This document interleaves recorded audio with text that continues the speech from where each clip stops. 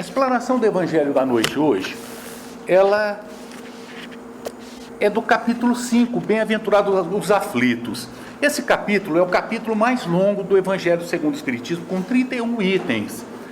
Os itens que me couberam foi o de 18 a 22, que fala sobre o bem e o mal sofrer, sobre o mal e o remédio, a felicidade não é deste mundo, perda de pessoas amadas, mortes prematuras, se fosse um homem de bem, teria morrido. Tem a história de uma senhora que ela chama Viúva Foulon. Essas histórias que nós vamos contar dessas pessoas, nós tiramos do livro Céu e Inferno. O livro Céu e Inferno é a quarta obra da doutrina espírita. A doutrina ela é fundamentada, ela tem por base, ela tem por estrutura 5 obras, que nós falamos que são as obras básicas. Temos o Livro dos Espíritos, o Livro dos Médiuns, Evangelho segundo o Espiritismo, Céu e Inferno e a Gênese. 1857, 1861, 1864, 65 e 68, respectivamente. E essa quarta obra, o Céu e Inferno, ela é dividida em 2 partes. Na segunda parte, nós temos exemplos de pessoas que morreram, de mortos. Porque o Kardec, a doutrina espírita, ela é uma filosofia, uma ciência de efeitos morais.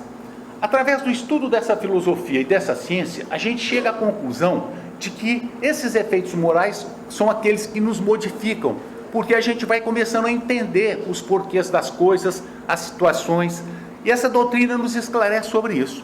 Então, a ciência, a parte da ciência espírita, foram pelos experimentos, pelas experiências que Kardec fez com os mortos.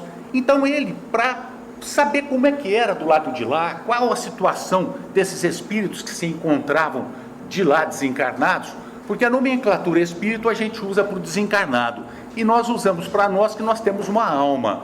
Aí no livro dos Espíritos fala, mas o que é uma alma? É o espírito encarnado, a nossa alma. Nós espíritos, quando desencarnamos, a denominação é espírito, só para diferenciar. E ele conversou com os mortos, ele conversava com esses mortos e os entrevistava para que pudesse nos passar o que acontecia do lado de lá. Porque nós, aqui na carne, por vários séculos, milhares de séculos, nós achávamos ou sabíamos da existência de alguma coisa do lado de lá. Porque a comunicabilidade dos espíritos é de muitos milhares de séculos. A gente tem história lá da antiga Grécia, tem história do Egito, história de Moisés que proibiu que se conversasse com os mortos, isso há 3.500 anos. Então, comunicação com os mortos existe. Mas a gente não sabia de que forma que era feita. E também não sabia o que eram esses mortos, como eles viviam, o que eles faziam, qual a condição que eles chegavam do lado de lá, se eles eram felizes, se eles eram infelizes, se eram sofredores ou não. E o Kardec foi, pouco a pouco, através dessas obras, fazendo a codificação da doutrina espírita, porque o Kardec não é o que fez, ou o dono da doutrina espírita. Ele não é o papa do espiritismo, isso não existe. Ele simplesmente, foi um grande trabalho da codificação. Os espíritos passavam para ele, e ele passava por papel, ordenava e trouxe à luz.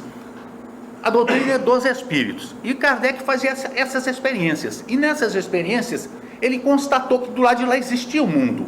E que esse mundo era um mundo que tinha vida, que regurgitava e que tinha situações de várias formas. Porque nós tivemos também, por vários séculos, aquela acepção de que quando se desencarnava, ou ia para o céu, ou para o inferno. Ou nós éramos um anjo, ou nos tornávamos um demônio, ou nós íamos para um tacho fervente. Aí veio mostrar que não é nada disso. E através dessa entrevista com os mortos, nesse livro Céu e Inferno, ele traz a situação desses mortos. Nós temos espíritos felizes, que são aqueles espíritos que se portaram bem no decorrer das suas vidas e que chegaram de uma forma feliz no mundo espiritual. Nós temos espíritos sofredores, infelizes, suicidas. Nós temos espíritos endurecidos, criminosos arrependidos, que é nessa segunda parte do Céu e Inferno. E nós temos a história dessa Viúva Foulon, que ela era... tinha um hobby, ela tinha um prazer de fazer miniaturas, fazia miniaturinhas, bonequinhos, tudo quanto é miniatura essa mulher fazia, trabalhava por hobby. Mas chegou num determinado ponto da sua vida, a necessidade a necessidade bateu à sua porta, tanto dela quanto dos seus familiares. Aí ela, de hobby, ela precisou fazer como que uma profissão. Ela ganhava a vida dela fazendo miniaturas. E em razão desse trabalho muito meticuloso, desse trabalho muito delicado, muito assim, ela começou a perder a visão. Ficou cega e ela conheceu a doutrina espírita nesse período. Foi onde lhe deu consolo para passar por essa dificuldade, por essa prova da cegueira. E quando ela desencarnou, ela foi como que convidada, evocada por Kardec para que desse o seu depoimento, das condições, o porquê. E ela explicou que em razão de outras existências, de erros cometidos, de vários equívocos, ela teve que passar por essa prova da cegueira, mas que a doutrina espírita tinha esclarecido a ela e lhe dado força para passar por aquela dificuldade. Então ela, como diz, bem sofreu. O bem sofrer, o mal sofrer, que é o primeiro item. Mas a gente fala sofrer bem, sofrer alguma coisa que presta, sofrer alguma coisa que faz com que a gente se sinta bem, depende do nosso ponto de vista. Qual a forma que nós enxergamos a vida? Primeiro, se nós formos materialistas, então nós vamos sofrer e nós vamos nos revoltar com o nosso sofrimento e com a nossa dor. Por quê? Porque nós vamos entender que de lá não é nada, nós não vamos para o nada, então para que sofrer nessa terra? Se eu estou sofrendo, eu estou sentindo dores, vamos dizer assim, inenarráveis, eu estou passando por dificuldades tremendas, físicas, morais, financeiras, de todos os matizes, para que então? Aí eu me rebelo, eu me revolto e se não eu me suicido, né? Parto para o suicídio porque não é nada mesmo. Esse ponto de vista. Se nós virmos pelo ponto de vista espiritualista da doutrina dogmática, nós devemos sofrer ou não sofrer? Será que se a gente sofrer bem, a gente vai para o céu ou vai para o inferno? E às vezes então a gente procura disfarçar e fingir que nós estamos bem sofrendo ou passando por aquela dificuldade para não ir no inferno, que é um equívoco também, porque céu e inferno são estados interiores. Doutrina espiritualista por quê? Porque a sobrevivência existe dessa forma, dogmática, de uma forma com a sorte definitivamente traçada, eternamente. E nós temos a doutrina espiritualista espírita ou espiritista, que é a nossa, que nós falamos que nós viemos, nós vamos continuar, não nascemos no berço, não vamos morrer no túmulo, nossa vida é imortal a partir do momento que Deus nos criou, e que essas dificuldades são passageiras. Partindo dessa premissa, de que as dificuldades são passageiras, são necessárias, que têm um motivo, uma razão de ser, e que são justas, portanto uma expiação, mas se forem injustas, é uma prova, porque está nos provando. A partir dessa visão a gente começa a ver a vida de uma forma diferente. O nosso sofrimento ele começa a ser um pouco menor. Ele vai como que não diminuir a nossa dor, mas fazer com que a gente enxergue de uma forma diferente dessas nossas necessidades. E no caso do bem sofrer, nós, a partir desse conhecimento, vamos sabendo distinguir as coisas. Nós temos duas formas de viver, resignadamente ou com revolta. Mas a resignação que a doutrina espírita prega não é uma resignação, paradoxalmente, amorfa, parada, estática, de forma nenhuma. Nós devemos nos resignar a partir do momento em que nos encontramos numa situação em que nós não temos como mudar. Uma deficiência física, por exemplo. Como se muda uma deficiência física nessa vida? Impossível. Impossível. Uma deficiência de amputação de ambas as pernas e quase de um braço. Como é que eu vou modificar? O que eu vou mudar na minha vida nessa vida? Eu não tenho como mudar. Mas a doutrina espírita me fala, eu sei que isso também vai passar. Que demore 20, 30, 40, 50, 60, 70 anos, mas vai passar. Então, a partir do momento que a gente começa a enxergar a vida por esse lado espírita, ou que a doutrina espírita nos explica, a gente começa a entender o sofrimento, começa a entender a dor, e começa a bem sofrer. Que coisa incrível, uma coisa meio estranha, mas é bem sofrer. Por quê? Eu não posso mudar a minha situação. Eu tenho duas formas de encarar essa minha situação e de vivenciar essa minha situação. De uma forma resignada, porque eu não posso mudar. Ou de uma forma revoltada, dando dor de cabeça para os meus familiares, para os meus amigos, me tornando, vamos dizer assim, um verdadeiro empecilho na vida das pessoas, porque eu sofri um acidente. Ora, o que as pessoas têm com isso? Mas o bem sofrer, a doutrina espírita nos mostra também que tem uma razão de ser. Que se eu tenho um problema, se eu sofri uma deficiência, eu tenho algum problema, isso é a causa de algum ato que eu pratiquei equivocado, mas eu não pratiquei nessa vida. Então está no passado, mas não no passado, vamos dizer, próximo, mas no remoto. Então a gente começa a ver o sofrimento, a dor, as nossas dores, de uma forma diferente, aquela que nós não podemos mudar. Mas se pudermos mudar, nós temos sim que lutar pelos nossos ideais, sim que lutar por aquilo que a gente acredita. Existe a lei da conservação, que é uma das leis da natureza, uma das leis de Deus. É o direito de nós procurarmos o nosso bem-estar, procurarmos vencer na vida, sim, de qualquer forma. Por quê? Porque é uma coisa da natureza humana. Moreira não gosta que fala, mas é o bom egoísmo, né? É aquela boa ambição de querer conseguir as coisas, mas de uma forma sadia, lutando pelos seus ideais. Mas se não conseguir, se resignar com aquela situação. Então nós vemos que o bem sofrer e o mal sofrer, ele é relativo. Ele é relativo de acordo com a visão do lado que nós nos colocamos, a doutrina que nós abraçamos e aceitamos e começamos a enxergar essa nossa vida. Eu sofro. Mas por que eu sofro? Porque Deus é justo.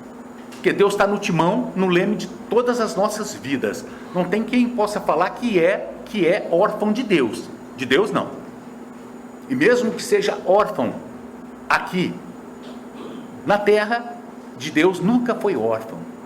E mesmo que pense que esteja sozinho na solidão, tem Deus ao seu lado. E só sente a solidão, ou só é solitário quem não é solidário. Então Deus está no nosso caminho, está na nossa vida, está nos ajudando a passar por essas dificuldades, partindo deste princípio de que Deus sabe de tudo, sabe do nosso sofrimento, sabe da nossa dor. Então esse bem sofrer ou esse mal sofrer vai depender da gente passar por essas dificuldades, entendendo que isso é um método pedagógico que Deus permite que aconteça para exercitar o nosso espírito. O sofrimento, ele é uma educação, não é uma injustiça e não é um castigo de Deus.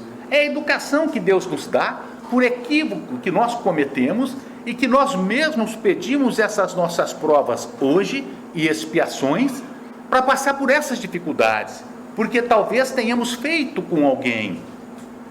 Da mesma forma, nós temos a outra história aqui também dos espíritos que aí nós encontramos lá nas expiações terrestres. É de um jovem que se chama Joseph Maître, menino bom, um anjo de menino, uma pessoa assim muito querida por aquelas pessoas daquele local em que ele vivia. E aí ele, com 20 e poucos anos de idade, ele perdeu a visão, ficou cego, com 20 anos. Um pouco mais de 20, 25, 30, ele ficou surdo, cego e surdo. E ele viveu até os 50 anos, de uma forma que aquelas pessoas que conheciam falavam: gente, como é que pode uma pessoa ser tão resignada dessa forma? Desencarnou com 50 anos. Foi também evocado por Kardec para explicar por que que ele passou por aquilo lá de uma forma tão assim sublime. Ele disse: olha, na minha encarnação anterior, eu pratiquei todas as formas de abuso, abusei de todas as maneiras, e com 30 anos de idade eu perdi a vista, por causa dos excessos. Então eu, depois que desencarnei, na espiritualidade, foi estudando, foi se aprimorando e pediu essa reencarnação. E nessa nova reencarnação ele conseguiu passar por essa prova, que ele pediu para passar por aquela prova, por aquela necessidade, pela falta da sua vista. Mas não só por isso. A doutrina espírita nos explica que nós somos tridimensionais. Nós somos corpo físico, primeiramente espírito, que é uma centelha, uma luzinha, E nós temos uma massa, como dizer, plástica, é uma matéria quintessenciada que faz a união entre o nosso espírito, centelha, com esse corpo físico. É como que uma massa plástica que nos liga como uma cola. E esse perispírito, ele é também como um gravador. Tudo que nós cometemos de erro e de acerto está gravado no perispírito. Mas como? Vai gravar no perispírito. Nós conhecemos hoje, por exemplo, os notebooks. Um notebook seria, grosso modo, embora o espírito não seja material, o espírito. Nós temos o pendrive. O pendrive seria como que o perispírito. Esse nosso notebook grava nesse pendrive uma série de músicas, ou mesmo de conversas, ou mesmo de... Está lá, gravadinho. Tudo no pendrive, no perispírito.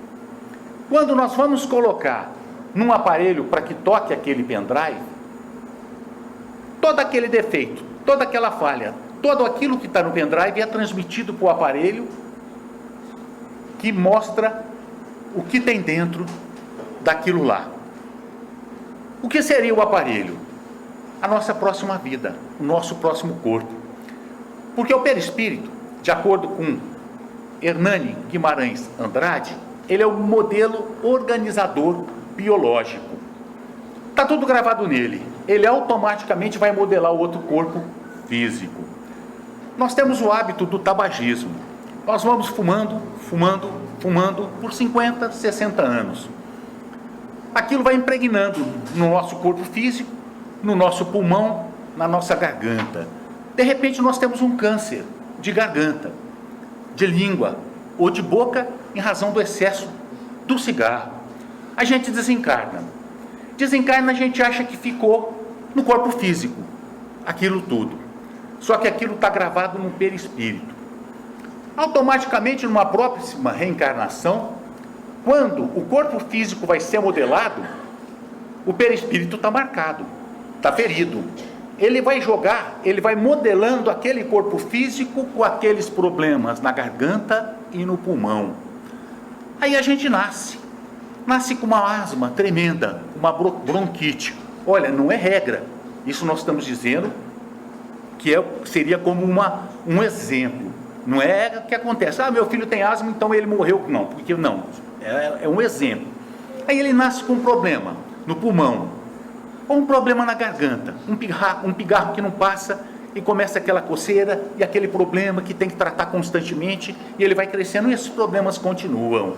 E pode continuar, porque transmitiu toda aquela podridão para aquele novo corpo.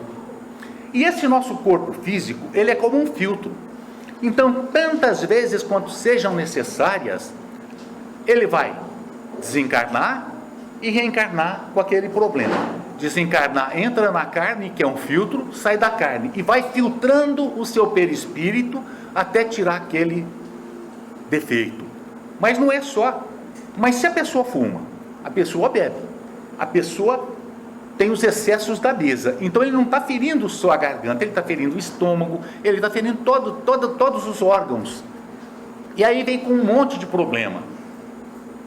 Então é onde que nessa próxima vida, esse sofrimento, essa dor, foi uma consequência do que nós plantamos no nosso corpo físico, através das nossas atitudes equivocadas.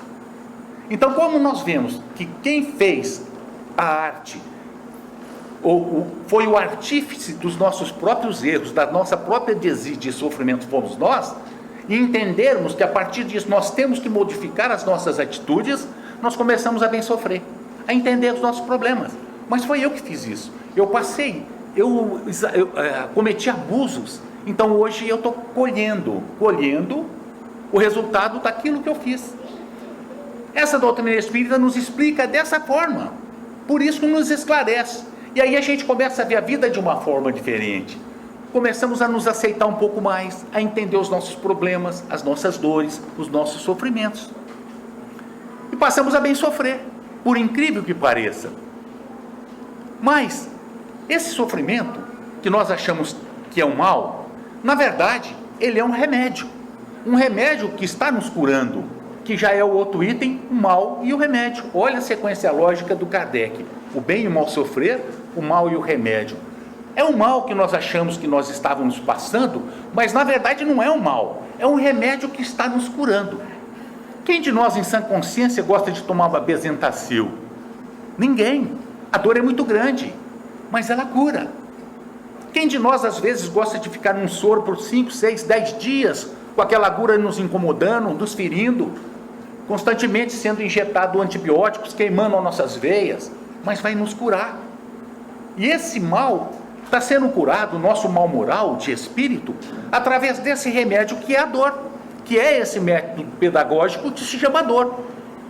Porque nós nos equivocadamente, em razão dos nossos erros, nós saímos da lei do amor e entramos na lei da causa e efeito. Ou seja, para todo efeito tem uma causa.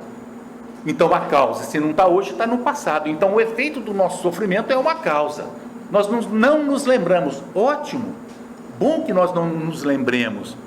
Mas Deus nos dá um instrumento que se chama consciência e também as intuições de que quando nós temos que corrigir determinadas coisas, nós vemos pelas nossas tendências. Por essas tendências nós sabemos o que nós temos que corrigir. E a partir disso nós temos que nos educar. Entendendo que para esse mal está tendo esse remédio hoje, que é o remédio amargo. Mas no futuro, se pretendermos ter não um remédio, mas uma bênção de doces, de mel na nossa vida, temos que plantar hoje. É natural. Semeadura livre, colheita obrigatória. Eu semeio arroz, eu não vou colher milho. Eu semeio espinhos e abacaxi, eu não vou colher flores. É uma coisa lógica. É a nossa plantação, é a nossa colheita. E quando a gente começa a ver que esse mal está sendo curado por esse remédio amargo, a gente começa às vezes a duvidar da existência de Deus quando nós não temos um conhecimento real da nossa vida. Mas aí nós pensamos, gente, será que Deus seria tão injusto de fazer com que nós soframos dessa forma? Não. A doutrina espírita nos explica que não. E um desses males que nós vemos muitas vezes é a morte. A morte para todos nós é uma tragédia, é uma coisa muito assustadora. Mas a morte é natural, é um fenômeno natural. Como a gente bebe água, uma hora também a gente vai morrer. É uma coisa do ser humano, da matéria. Os corpos materiais, eles deterioram, eles vão tendo que a sua degenerência até acabar. A Terra, a nossa Terra, o nosso planeta, vai se acabar um dia. Por quê? Porque é matéria. Hoje nós estamos na metade da vida da Terra, 5 bilhões de anos, mais 5 é muito tempo, mas vai se acabar um dia.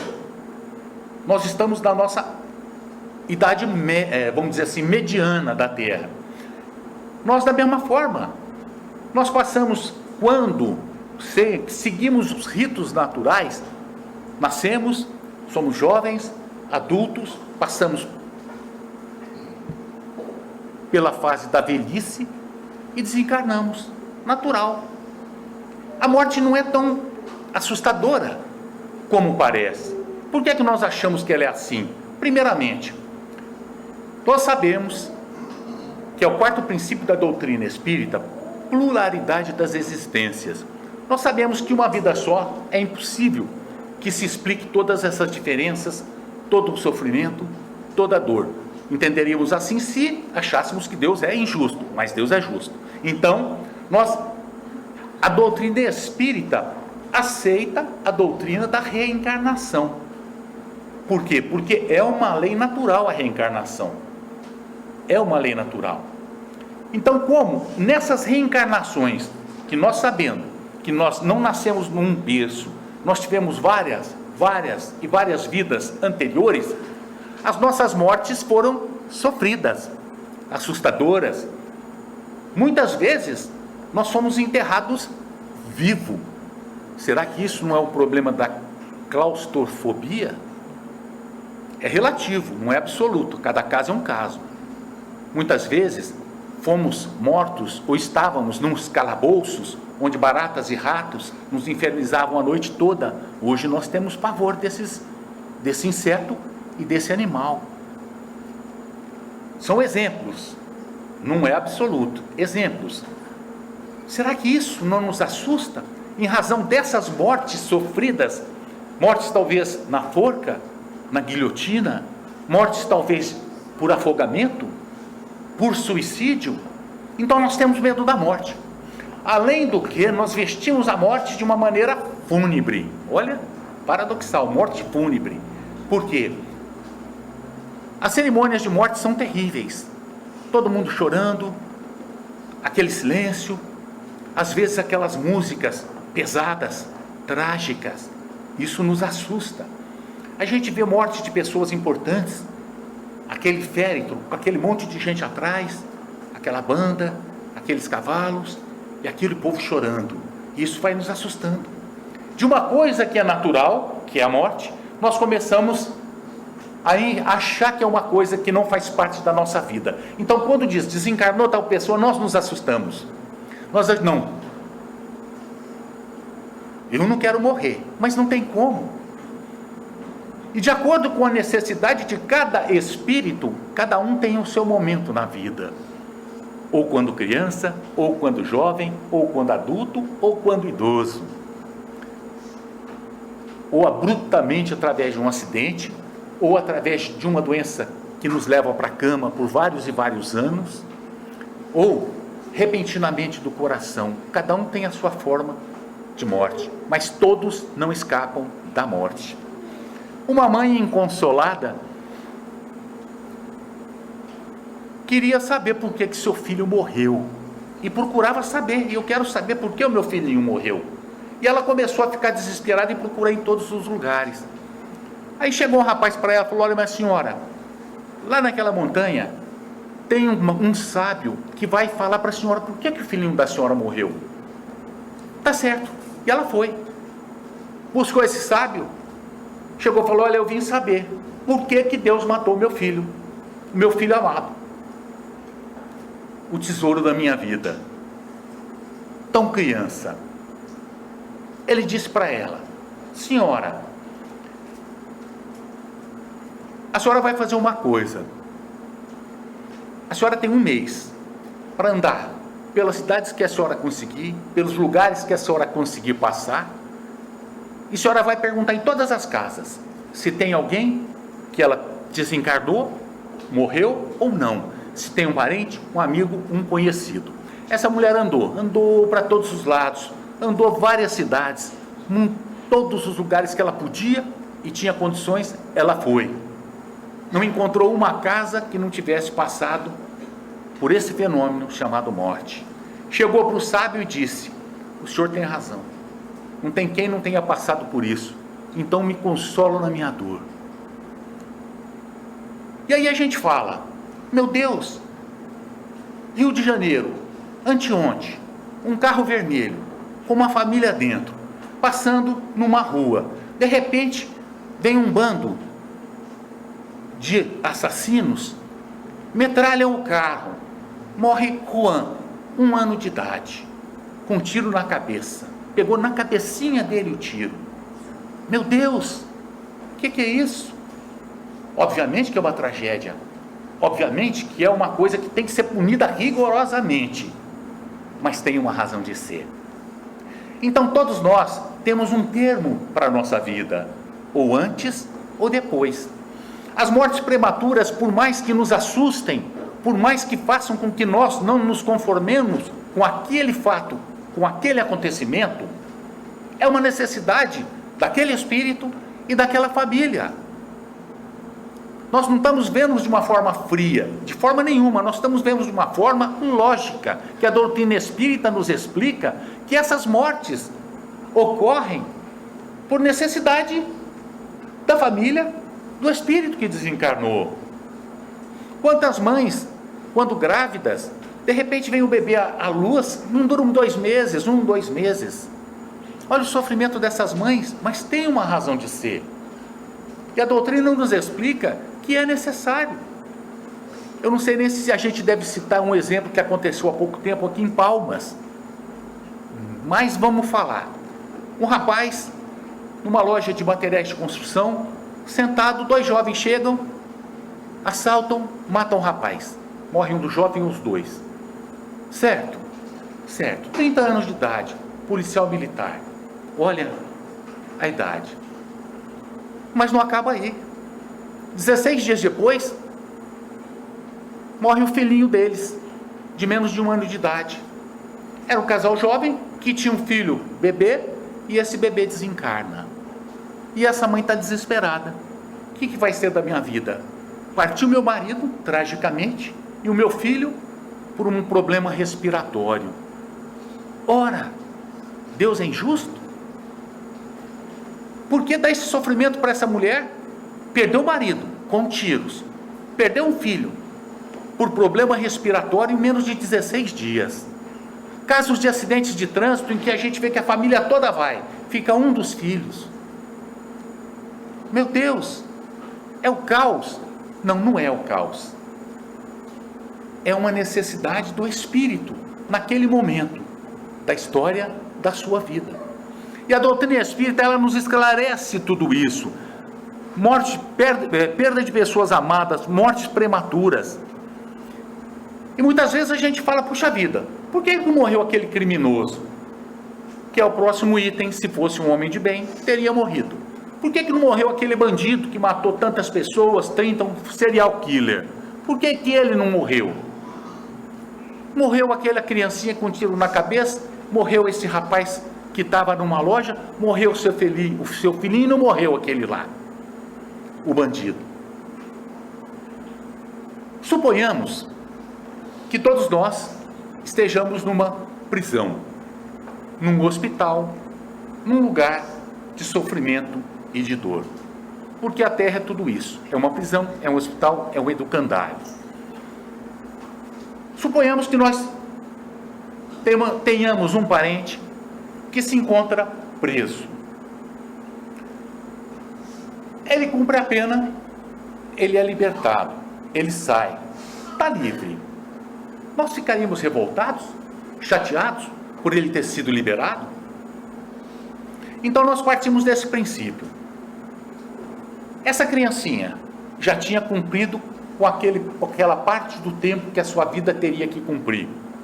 Esse rapaz com 30 anos, da mesma forma, foi liberto de uma prisão. Grosso modo. Essas mortes prematuras de boas pessoas, pessoas santas, que a gente vê sofrer e desencarna. E o seu vizinho, uma pessoa que só faz o mal, continua vivo. Qual que precisa de ser educado? Aquela pessoa boa ou essa pessoa que ainda não se encontrou e não encontrou a Deus? Obviamente que tem que ser educado é aquela pessoa que é considerada má. Então ela fica na prisão, ela fica na terra, porque ela tem um tempo ainda para cumprir, um tempo para se educar, uma oportunidade que Deus dá para ela crescer, porque todos nós temos essa oportunidade e devemos ter, porque Deus é justo. Embora hoje nós vejamos os criminosos com essa vista que devem morrer, sim, vão morrer, mas se eles continuam um tempo mais, é para que possam se realinhar com a sua própria consciência e se arrepender do que fez. Não se arrependem, muitos deles, mas não tem problema, não é um problema nosso. Nós não podemos nos tornar justiceiros e vingadores e matar essas pessoas, linchá-los, de forma nenhuma, porque nós estamos caindo na mesma faixa que eles e estamos nos portando da mesma forma que eles, porque nós temos um Deus. Nós temos um Deus lá em cima, que se ocorre desse crime ficar oculto, para Deus nada está oculto. E numa próxima vida, numa reencarnação posterior, as consequências hão de vir. Por isso acreditar nisso, nessa lição que nos traz a doutrina espírita. Se aquele criminoso ficou e um homem de bem morreu antes, é porque ele ainda tem um tempo que cumprir aqui na Terra. Hoje, de acordo com Bezerra de Menezes, como nós estamos numa fase de transição de mundo de provas e expiações para mundo de regeneração, todos os espíritos que se encontram na espiritualidade e que são criminosos estão sendo trazidos para uma oportunidade de se realinhar com a psicosfera da Terra, para não ser enviados para planetas primitivos. Eles vêm, nós estamos vendo o quê? A barbárie. Na verdade, a gente diz que nós estamos vendo o caos aparente, porque todos estão tendo uma oportunidade. Espíritos guerreiros da época de Gengis Khan, Alarico, criminosos cruéis, estão reencarnando. E a gente vê essas mortes bárbaras, mas é Deus que está dando uma oportunidade. E eles vão partir, porque não estão se adequando à Terra. Porque todos vão ter uma chance, e eles também vão ter uma chance de voltar, e de chegar à perfeição. Olha que interessante, todos nós absolutamente vamos chegar à perfeição, simples, ignorantes, crescendo rumo à luz, sem exceção. São equivocados, espíritos ainda criancinha, espíritos que ainda não entenderam o que é a vida, que fazem isso com seus semelhantes, sem ainda ter consciência do que estão fazendo, mas a vida vai os encaminhar para o lugar certo, é da lei, e é uma coisa da nossa vida, e isso é a lição do Evangelho do dia. Nós tivemos o bem e o mal sofrer, o mal e o remédio, a felicidade não é desse mundo, que era o terceiro item, e nós passamos para o último. Com tudo isso que nós vemos, nós concluímos que realmente a felicidade não é desse mundo. Podemos ter a felicidade relativa, podemos buscar a felicidade relativa, mas não absoluta. Essa felicidade integral, essa felicidade plena, nós vamos ter só quando formos perfeitos, puros como Jesus. Hoje nós temos momentos de alegria, mas não é a felicidade, porque a felicidade independe de fora, independe daquela pessoa que está comigo. Ela não pode me dar felicidade, ela pode me mostrar o caminho, mas a felicidade está dentro de mim. Ela independe de um carro novo, de uma cadeira nova, independe de um sapato, de um tênis, independe do que quer que seja, porque a felicidade não está lá fora, está dentro do nosso coração. Mesmo que eu tenha um corpo ferido pelo câncer, que tenha me levado para uma cama, com dores lancinantes, se eu tenho a rigidez espiritual, moral, eu sou feliz, embora a aparente desgraça na minha vida correr no meu corpo físico, porque a felicidade ela está dentro da gente, e é o que Jesus dizia: onde está o seu tesouro? É onde está o seu coração. É por isso que nós só seremos verdadeiramente felizes a partir que nós nos entendermos, que nós nos alinharmos conosco mesmo, que nós nos perdoarmos pelos nossos erros, que nós olharmos no espelho e dizer: eu entendo que eu não sou perfeito, por isso estou passando por isso. Aí sim nós vamos começar a ter um começo de felicidade nas nossas vidas, porque hoje os momentos são momentos de alegria, passageiros, fugazes. Tanto é verdade que nós ficamos alegres e de repente vem uma coisa que faz com que nós voltemos para a tristeza. É para meditar. As crises são salutares, porque as crises nos faz pensar, as crises nos traz para dentro de nós mesmos, fazendo com que a gente pare e pense: meu Deus, o que eu fiz? Está certo? Está errado? Qual o caminho a seguir? Isso a doutrina espírita nos mostra o caminho da plenitude, que é o conhecimento de nós mesmos, que foi feito já há milhares e milhares de anos. Porque o verdadeiro espírita se conhece pela sua transformação moral e pelo esforço que faz em domar suas más tendências. Por isso ainda, a felicidade não é deste mundo, mas vai ser. Essa, senhoras e senhores, é a lição do Evangelho da noite. Que Deus abençoe a todos de ambos os lados da vida. Muito obrigado.